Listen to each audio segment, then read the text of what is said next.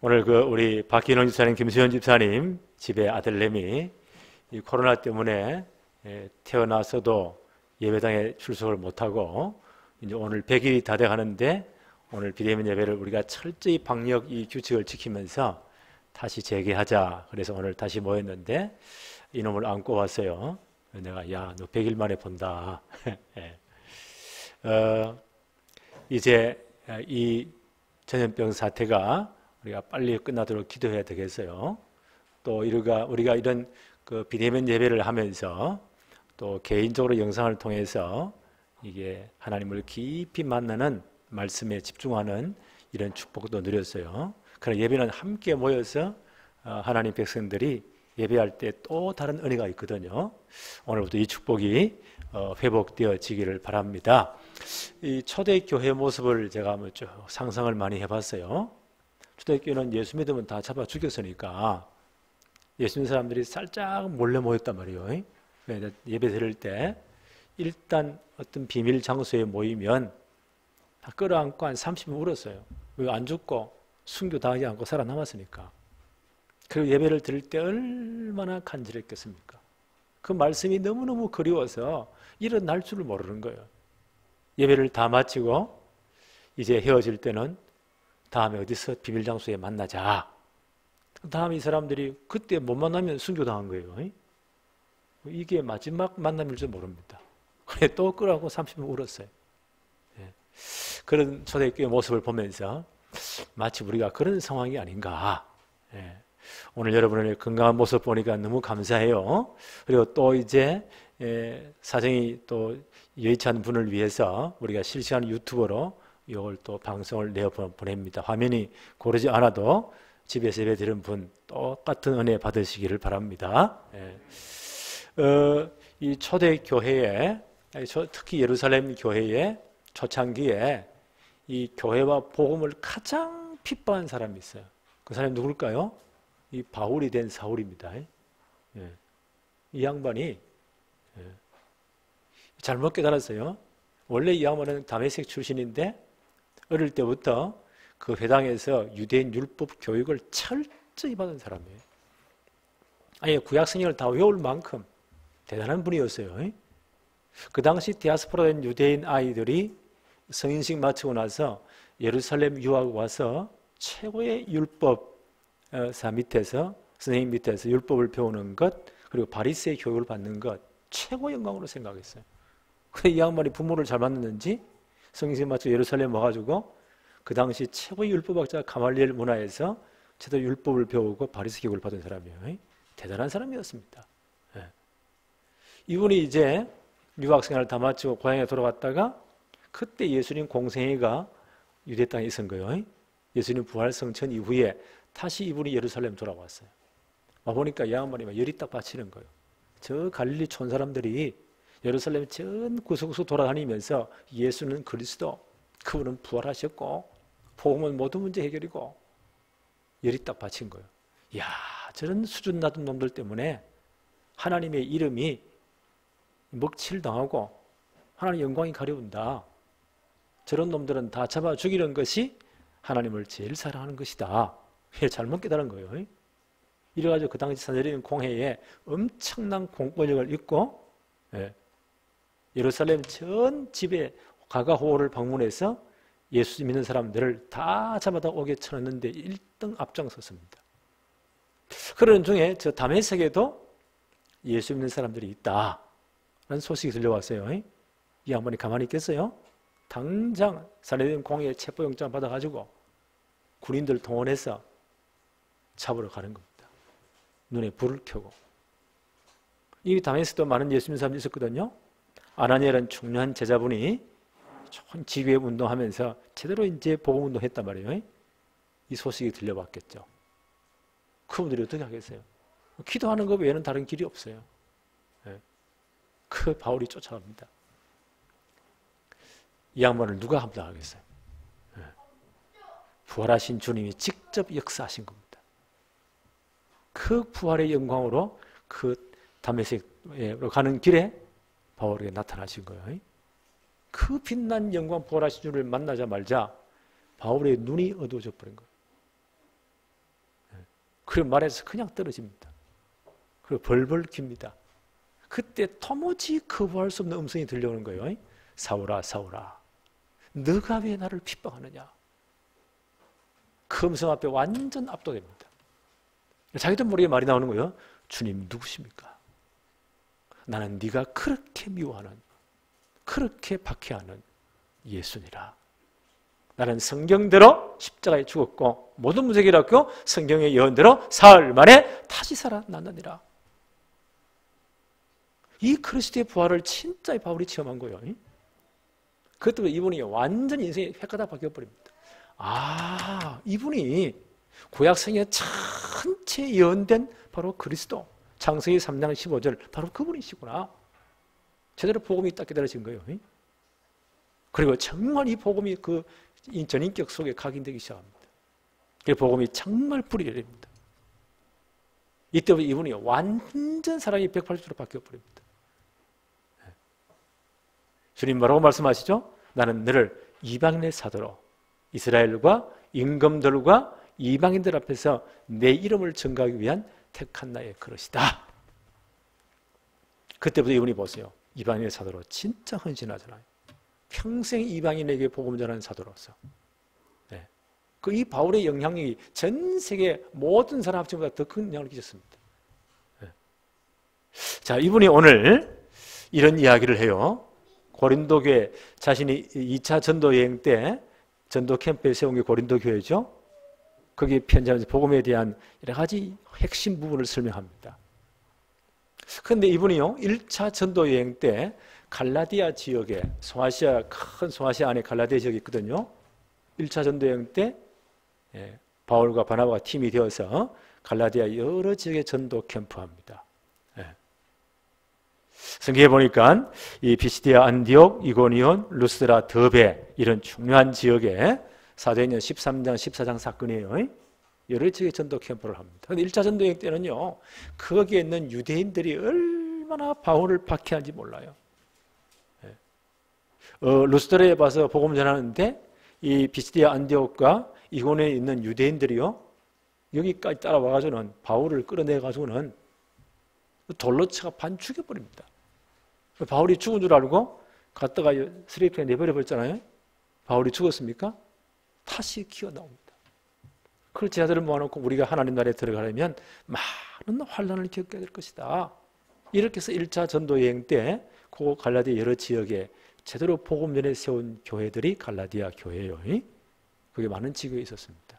바울이 떠난 다음 한 10년쯤 지나니까 이 유대주의자들, 이 사람들이 예수는 믿지만 완전 복음으로 결론이 안 났어요. 유대인들이 성경은 많이 알잖아요. 그러면서 이방인 교회를 돌아다니면서 엉뚱한 소리를 해요. 너희가 아무리 복음받아 예수 믿고 구원받아 할지라도 모세 율법 지키지 않고 그 다음에 율법의 가장 중요한 부분인 할례 받지 아니하면 구원받지 못해. 이방인 교인들이 막 헷갈리기 시작하는 겁니다. 복음을 변경시키는 거예요. 그래 막 이방인 전체 갈라디아 지역에 있는 교회들이 헷갈리기 시작하는 거예요. 어떤 사람들이 이런 다른 복음에 막 동조하고 따라가는 겁니다. 이런 소식을 바울이 3차 전도 여행 때 에베소에 있을 때 들은 거예요. 바울이 너무 기가 화가 나서 이 갈라디아 교회에 편지를 합니다. 그게 갈라디아서예요. 갈라디아서 1장 6절로 10절에 바울이 너무 화가 나서 이렇게 말을 합니다. 제가 한번 읽어볼게요. 갈라디아서 1장 6절로 10절. 그리스도의 은혜로 너희를 부르신 이를 이같이 속히 떠나. 바울이 이 지역에 전도 캠프할 때 진짜 생을 걸고 죽을 고비를 몇 번 다음에 복음 전했잖아요. 이렇게 세워진 교회예요. 이렇게 복음 전에 세워진 교회예요. 그런데 너희를 부르신 이를 이같이 속히 떠나 다른 복음을 따르는 것을 내가 이상히 여기노라. 다른 복음은 없나니 다만 어떤 사람들이 너희를 교란하여 그리스도의 복음을 변하게 하려 함이라. 그러나 우리나 혹은 하늘로부터 온 천사라도 우리가 너희에게 전한 복음 외에 다른 복음을 전하면 저주를 받을지어다. 우리가 전에 말하였거니와 내가 지금 다시 말하노니 만일 누구든지 너희가 받은 것 외에 다른 복음을 전하면 저주를 받을지어다. 이제 내가 사람들에게 좋게 하랴 하나님께 좋게 하랴 사람들에게 기쁨을 구하랴 내가 지금까지 사람들의 기쁨을 구하였다면 그리스도의 종이 아니니라. 바울이 막 화가 나는 거예요. 이 그리스도의 십자가 피의 복음, 부활의 복음을 말하지 않고 율법을 강한 율법 지킴으로 구원받습니까? 그건 절대 아니에요. 율법의 어렵는 율법의 행위로 어렵다는 포도력이 하나도 없는 거예요. 갈라디 교회가 이렇게 막 복음이 흔들리니까 바울이 화가 나서 지금 이런 말을 합니다. 그렇다면요, 우리 율법의 기능이 도대체 뭔가? 바울은 이렇게 계속 설명을 해요. 갈라디아 3장 23절, 24절에 믿음이 오기 전에 우리는 율법 아래 매인 바 되고 계시될 믿음의 때까지 갇혔느니라. 예수님 오기 전에 율법이요, 전 사람들을 딱 묶고 있었단 말이에요. 율법이 우리를 그리스도께로 인도하는 초등교사가 되어 우리로 하여금 믿음으로 말미암아 어렵다함을 얻게 하려 함이다. 이게 율법의 목적이라는 겁니다. 초등교사라는 설명했죠? 그 당시 사회 구조를 좀 이해해야 돼요. 그 당시 로마가 전 세계를 장악하는 그런 시대잖아요. 로마의 큰 관리, 대단한 명문 가문이 있습니다. 그리고 그 주인은 그 아들을 잘 양육해서 이 모든 가문을 물려줘야 되겠죠? 이게 이제 철이 없단 말이에요. 그래서 이제 가정교사를 구해요. 오늘 초등교사라고 번역했어요. 주로 종 가운데 아주 똑똑하고 예의 바르고 이런 종을 하나 골라서 가정교사로 임명을 해요. 그 요놈을 데리고 다니면서 모든 교육을 다 시켜라. 운동도 시키고 학교도 데리고 가고 모든 걸 교육을 다 시켜라. 만약 이게 말을 안 들을 때는 표철을 가지고 하여튼 안 죽을 만큼 두들겨 패기도 해라. 모든 정권을 다 줘요. 그럼 이 종은요, 주인으로부터 그 정권을 받아가지고 이 아들을, 이 가문의 전체 유산을 이어받을 명문 가문을 이어갈 아들을요, 교육을 잘 시키는 거예요. 아주 훌륭한 인격자로, 혹은 두들겨 패기도 하면서 얘가 이제 제대로 이제는 훌륭한 인격자가 되었어요. 그 가문의 모든 아버지의 권한을 물려받을 만큼 인격자가 되었습니다. 그러면 어떻게 해요? 가정교사는 모든 권한을 다 내려놓고 다시 종의 위치로 돌아옵니다. 이게 뭐요? 율법의 기능이란 거예요. 율법이 우리를요, 어떤 때는 죄를 책망하기도 하고, 그렇죠? 우리 마음의 양심에요, 가득 주기도 하고, 그렇게 해서요, 너희들은 죄인이다. 율법을 가만히 보면, 우리는 죽을 수밖에 없는 죄인이구나. 우리는 원래부터 창세기 3장 저주에 완전 묶인 사람이구나. 우리 말로는 불신자 6가지 상태에 그대로 망할 수밖에 없구나. 그래서 하나님이 그리스도를 보내셨구나. 이 그리스도를 안내하는 모학선생이라고요. 가정교사. 근데 율법 아래에서 맞아 죽으니까 빨리 칼보리 십자가 붙잡아라는 거예요. 시내산 율법 밑에서는 번개마다 죽어요. 빨리 도망가서 칼보리 십자가 붙잡아라는 거예요. 그 그리스도 십자가 피에 붙잡아라는 거예요. 그래 네가 구원받는다 라고 안내하는 역할을 하는 것이 율법이다. 그렇죠? 그게 율법의 기능이에요. 근데 율법을 다 지킴으로 구원받는 건 잘못된 거예요. 그럼 그리스도 필요 없어요. 율법의 최고의 기능이 뭐라고요? 그리스도로 안내하는 초등교사입니다. 네, 우리의 죄인을 깨닫게 만들고, 그래서 복음이 필요한 거예요. 그리스도를 붙잡도록 그 역할을 하는 것이 율법이다. 근데 갈라디아 교회 보세요. 이 복음을 놓쳐버리고 율법주의에 빠지니까 바울이 막 가슴이 타는 거예요. 내가 전한 이 십자가 부활의 복음 외에 다른 복음을 전하면 저주를 받아야 된다. 하늘에서 내려온 천사라 할지라도 저주를 받을지어다. 그만큼 바울이 복음을 사랑한 겁니다. 우리는 절대 복음 놓치면 큰일 나요. 그렇다면 바울이 강조한 복음의 핵심이 뭘까? 오늘 고린도교회 편지하면서 바울이 이렇게 말합니다. 고린도전서 15장 1절 2절을 봅니다.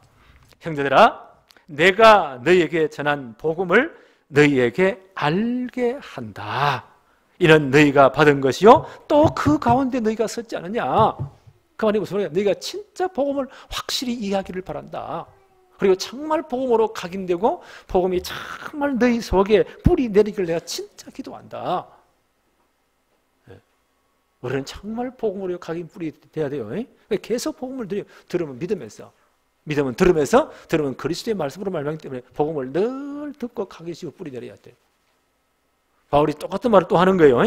형제들아, 내가 너에게 전한 복음을 너희로 알게 하노니, 전에 말했지만 또 설명하는 겁니다. 이는 너희가 받은 것이요, 그 전에 복음 받았잖아요. 그 가운데 확실히 세워지기를 내가 바란다.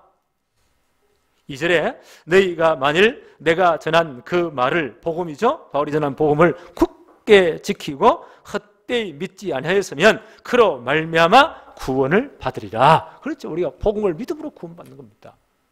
복음 받고 그리스도를 진짜 영접하러 우리가 구원받은 거예요. 율법은 죄를 깨닫고 그리스도에 안내하는 몽학 선생, 가정교사에 불과해요. 율법 지키는 구원은 절대 아니에요. 계속 봅시다. 3절에 내가 받은 것을 먼저 너희에게 전하였노니, 바울이 받은 복음이죠. 이는 이 복음은 성경대로 그리스도께서 우리 죄를 위하여 죽으셨다.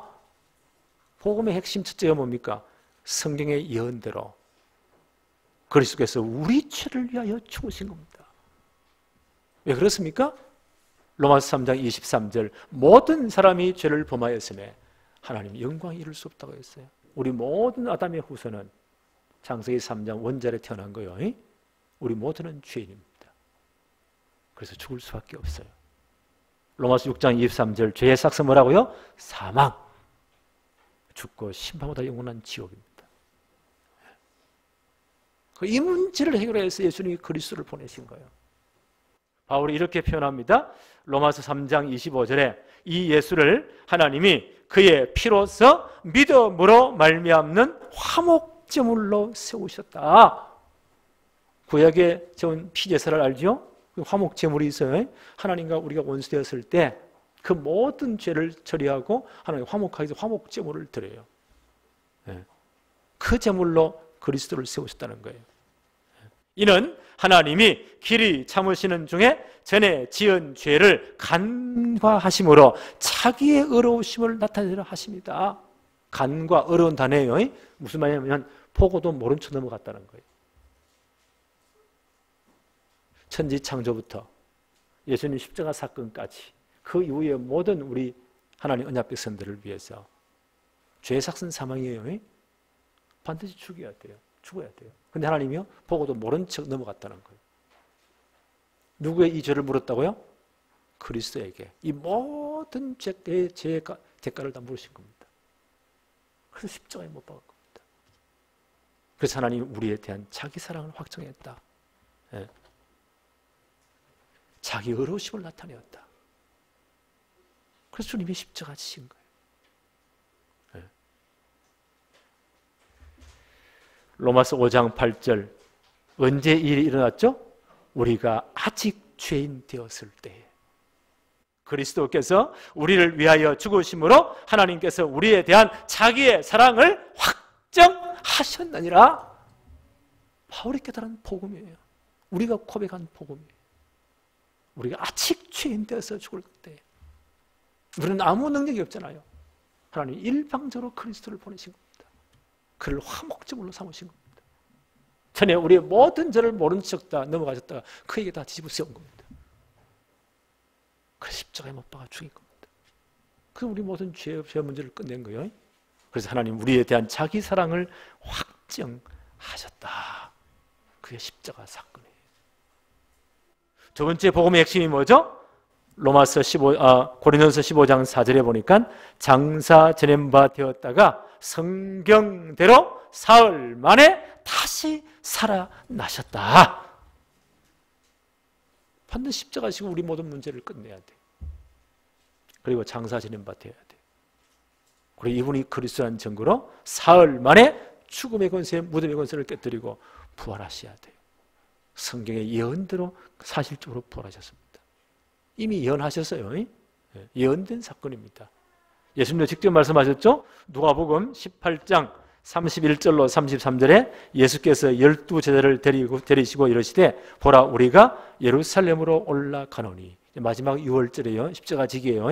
지기 전입니다. 올라가노니 선지자들을 통하여 기록된 모든 것이 인자에게 응하리라.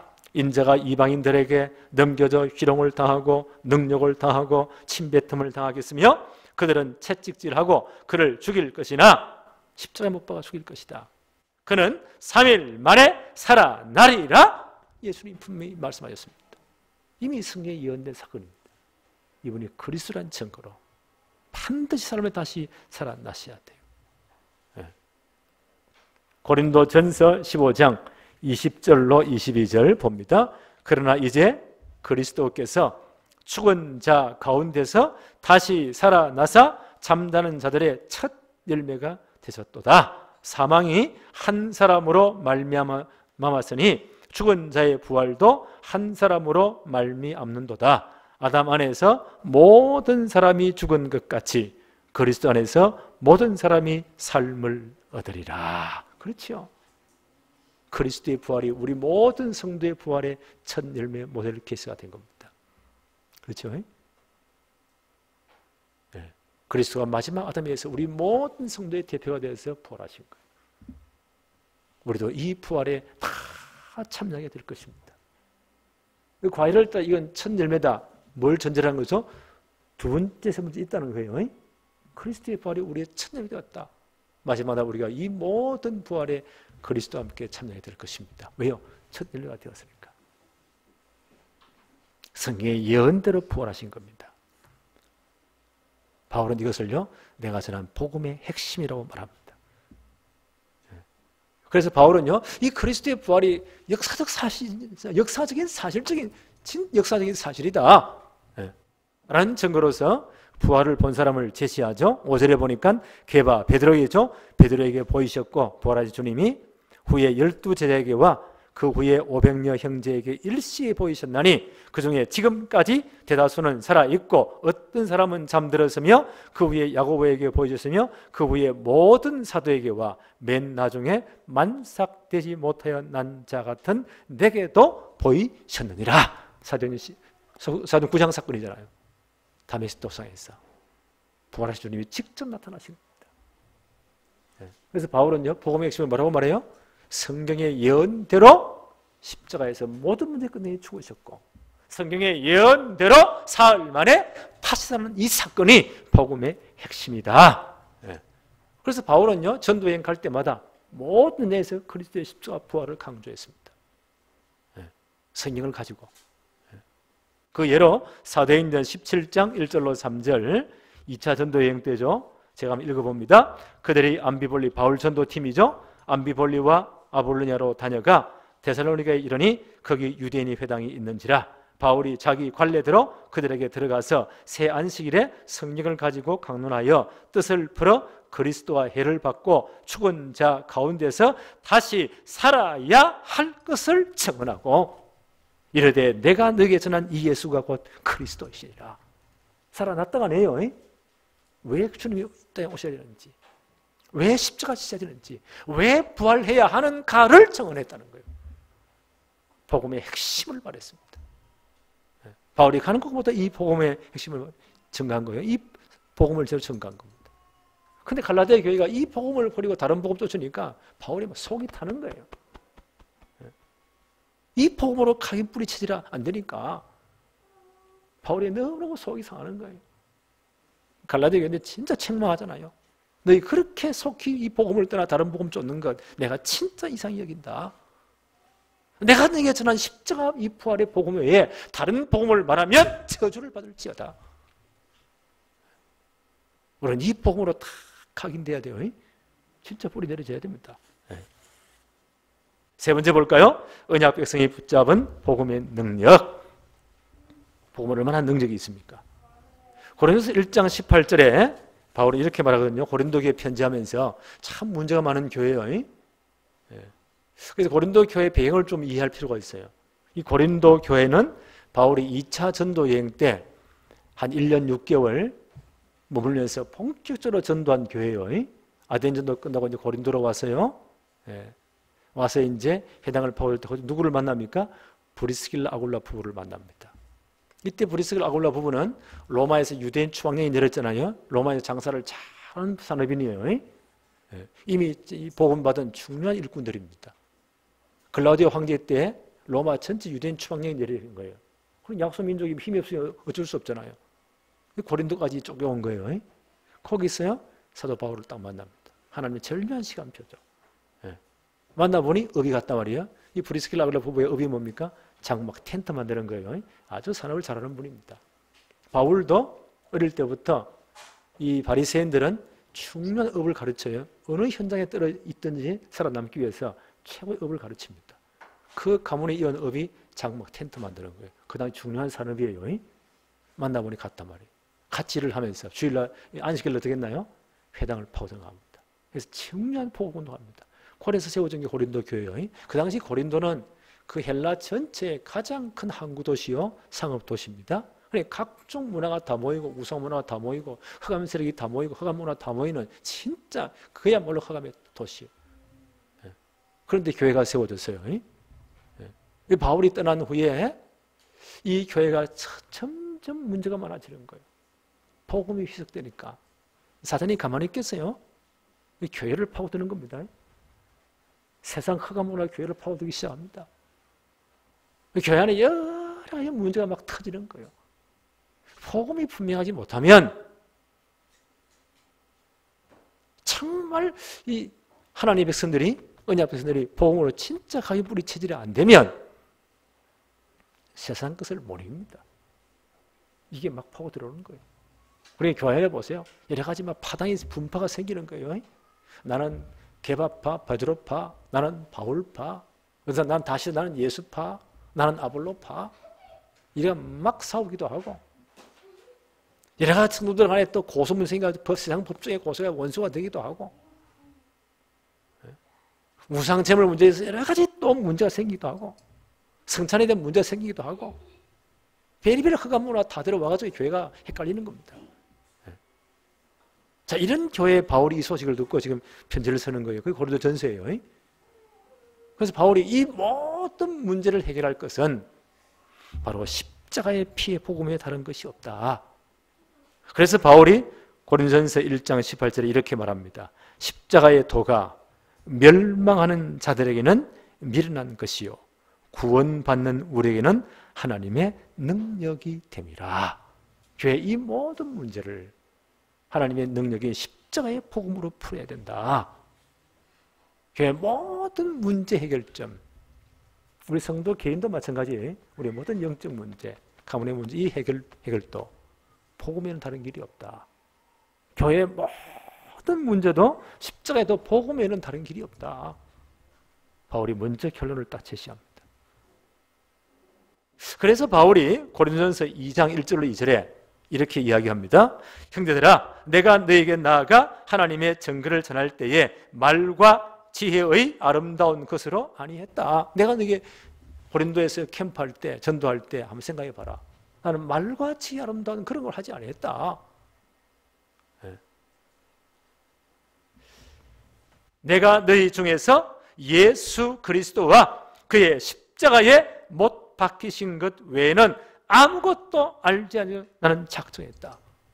바로 1년 6개월 때 그들이 캠프하면 전도할 때 나는 그리스도와 십자가 외에는 십자가의 피의 복음에는 다른 거 말하지 않기로 나는 작정했다. 이 십자가 부활의 복음을 우리가 왜 강하게 뿌리치지 않느냐. 그래 이 모든 문제를 못 이기지 않느냐. 교회 여러 가지 문제 생기지 않느냐. 다시 복음 붙잡아라는 겁니다. 오늘 제가 왜 이 설교를 합니까?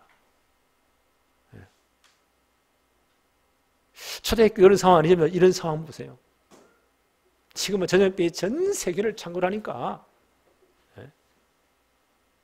국가에서는 어쩔 수 없이요. 이걸 막기 위해서는 여러 규제를 이렇게 막 정하겠죠. 그건 해야 된다고 생각해요. 그러면 교회도요. 이제 그를 분명히 지키라.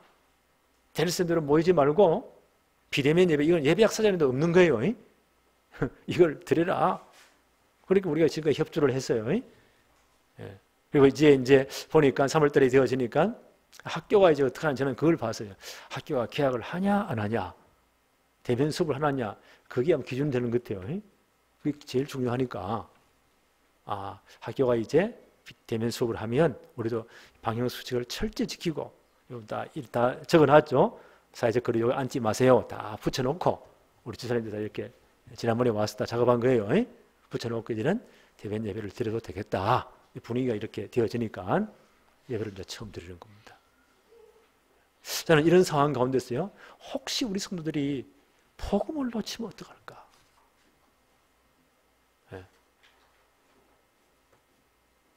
다시 한번 이 복음을 제대로 이제는요 이해하고 각인시키고 정말 뿌리내야 되겠다. 그래 이 모든 문제를 이기는 겁니다. 바울이 로마에 있는 성도들에게 편지하면서요, 결론을 일단 미리 말해버립니다. 로마서 1장 15절로 17절. 그러므로 나는 할 수 있는 대로 로마에 있는 너희에게도 복음 전하기를 원하노라. 이분들이 다 복음 받은 분들이에요. 그런데 다시 말하기를 내가 너희에게 복음 전하기 원한다. 진짜 너희가 복음을 알고 복음으로 각인 뿌리 체질화되기를 내가 바란다. 그래서 이 글을 쓴다는 거예요. 내가 복음을 부끄러워하지 아니하노니 이 복음은 모든 믿는 자에게 구원을 주시는 하나님의 능력이 된다. 왜 내가 복음을 계속 강조하느냐? 이 복음은 모든 믿는 자를 구원하시는 하나님의 능력이다. 앞뒤 수식어 다 빼버리면 뭐예요? 복음 이꼬로 뭐예요? 하나님의 능력. 제대로 복음 받으면, 제대로 복음 안에 들어가면 어떤 사람도 변화됩니다. 복음보다 더 큰 문제는 없습니다. 그렇잖아요. 복음보다 더 큰 사건은 없어요. 복음은 하나님의 능력이다. 먼저는 유대인에게요, 그리고 헬라인에게로다. 먼저 유대인들이 복음 받았잖아요. 그리고 헬라인에게로다. 복음에는 하나님의 의가 나타나서 믿음으로 믿음에 이르게 하나니 기록된 바 오직 의인은 믿음으로 복음을 믿는 하나님의 능력인 복음을 믿는 믿음으로 사는 것이다. 이 복음이 얼마나 능력이 있습니까? 마태이 24장 14절에 이 복음은 땅 끝까지 모든 족속에게 증거되고야 말 겁니다. 어떤 일이 일어나도 마지막 시대에 별의별 사건이 다 일어나요. 예수님 분명히 말씀하셨잖아요. 처체에 무서운 사건이 벌어진다. 난리와 난리의 소문이 일어난다. 별의별 문제가 다 터질 것이다. 앞으로 이런 사건도 또 오지 말라는 법은 없어요. 이번에 우리가 중요한 이제 예행 연습하는 겁니다. 별의별 사건이 다 터질 것이다. 그러나 분명한 것은 복음은 땅 끝까지 모든 족속에 증거될 것이다. 하나님의 절대 시간표입니다. 이 하나님의 능력의 복음은 어떤 일이 있어도 그렇죠? 우리가 안 한다 할 때 하나님 다른 사람이 이렇게 해요. 하나님의 시간표는 절대 시간표 진행됩니다. 땅 끝까지 모든 족속에게 증거될 것이다. 그리고 주님은 재림할 것이다. 이 역사가 끝나는 거예요. 우리는 이 축복 속에 있어야 돼요. 하나님의 능력, 복음 속에 있다는 게 뭡니까? 의인은 믿음으로, 이 복음을 믿는 믿음으로 사는 건데 이 축복 속에 있어야 돼요. 이 대열 속에 있어야 돼요. 그래서 여러분 기도하세요. 237 빈 곳을 놓고. 전 세계 나라 237 나라 된 237개 나라가 된다고 하죠. 그게 복음의 빈 곳이 있습니다. 한 5천여 종족이 있는데 복음 못 받은 아직까지 진짜 복음이 필요한 종족들이 있어요. 그래서 저는 이렇게 생각해요. 그런 중요한 그 빈 곳에 한 10대, 20대 아이들을 진짜 일꾼이 제자가 있다면 불러와가지고 이 다락방 운동, 복음 운동에 딱 집어넣어서 한 5년 훈련시키면 보고 듣고 충분한 거예요. 신학 훈련시켜서 목사를 만들어서 파송한다. 이 제일 빠른 길이 아닌가. 그래서 이제 하면 불러서 좀 기도하고 있어요. 여러분 진짜 기도하세요.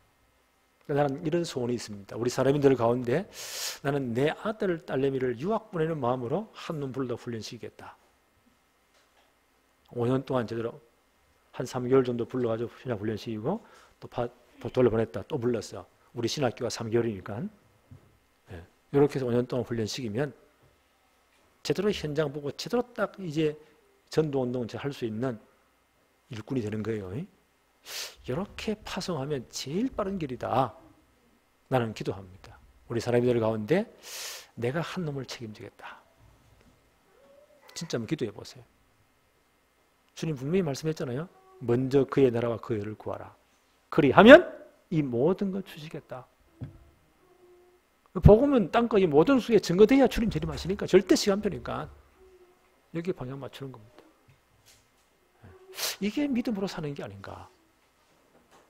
치유의 빈 곳. 지금 보세요. 거의 복음 없으니까 앞으로 마지막 시대에 희한한 문제 옵니다. 앞으로 청소년의 심각해져요. 이 치유의 빈 곳. 제대로 이들을 복음으로 치유해줘야 돼. 이런 시스템 깔아야 돼, 우리 교회가. 앞으로 우리 렘넌트를 정말 스미스로 만들어서요, 시대에 파송해야 됩니다. 나는 이걸로 진짜 기도합니다. 저 북한이 진짜 무너지는 그날, 저게 엄청난 기회의 땅이에요. 그때 가장 필요하게 나는 교회, 학교, 병원입니다. 우리 렘넌트가 제대로 딱 할 수 있도록 최고 스미 만들었어. 여기에 우리가 방향을 딱 맞춰야 돼요. 이런 축복을 놓고 한 주간 최고 응답받는 축복의 시간 되어지기를 바랍니다. 하나님 아버지 감사합니다. 오늘도 바울이 전한 이 복음을 우리가 다시 한번 생각하면서 복음이 얼마나 큰 것인지 하나님의 능력의 복음을 다시 한번 우리 속에 각인하고 뿌리 내릴 수 있도록 축복하심을 감사합니다. 이 복음의 능력 속에 우리가 있게 하여 주옵시며 하나님의 절대 시간표 세계복음화 속에 우리 인생이 있도록 축복해 주옵소서.